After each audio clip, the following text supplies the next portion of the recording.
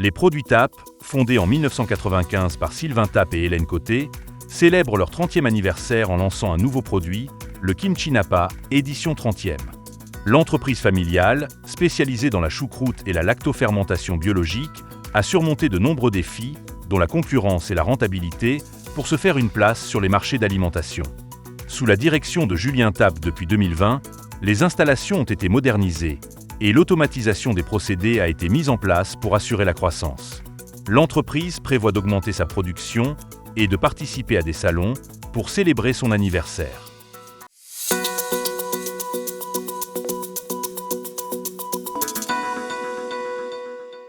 Diane Leboutillier, députée de la Gaspésie et des Îles, a été écartée du Conseil des ministres de Marc Carnet, bien que ce dernier soit transitoire. Elle a exprimé que cette décision lui permettra de se consacrer pleinement à son rôle de députée.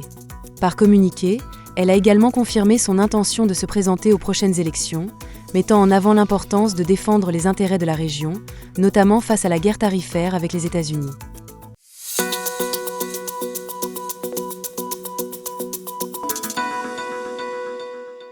Le marché immobilier commercial en Gaspésie est resté stagnant à l'automne dernier, avec aucune vente de propriétés commerciales au 4e trimestre 2024, contrairement à 5 transactions enregistrées un an plus tôt. Sur une période de 12 mois, la région a observé une baisse de 44% et le volume des transactions a chuté de 16,5 millions de dollars à 9,25 millions.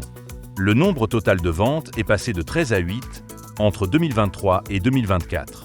Ce bilan contraste avec la reprise de l'immobilier commercial à l'échelle du Québec, attribuée à la baisse des taux d'intérêt à long terme.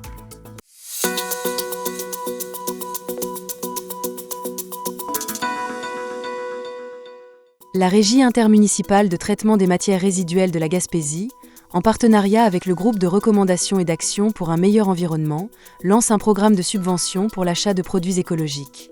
Ce programme rembourse 50% du prix d'achat, jusqu'à $250 par adresse par an.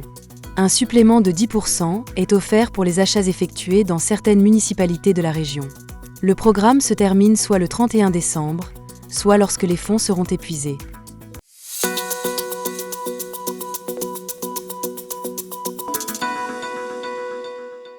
La Corporation Musique du Bout du Monde a annoncé l'embauche de Novi Marin-Gagné en tant que directeur général. Actuellement DG de la radio universitaire de l'UQAM, il prévoit de s'établir à Gaspé en mai.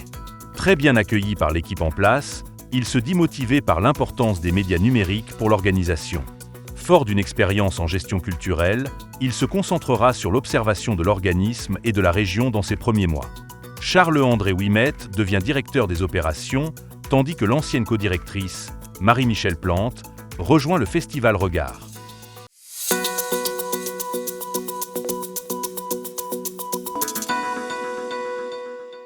Escale Gaspésie a clôturé avec succès la première saison des croisières hivernales, un projet innovant qui a positionné Gaspé comme une destination phare pour les expéditions en hiver.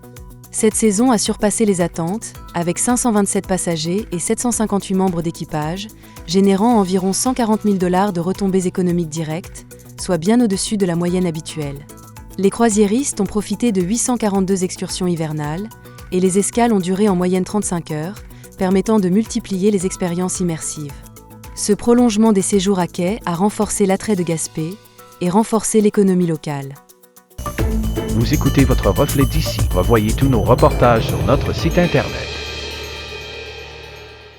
Toute l'équipe de Michel et Terry Whittom vous attend à votre pharmacie Jean Coutu de Grande-Rivière.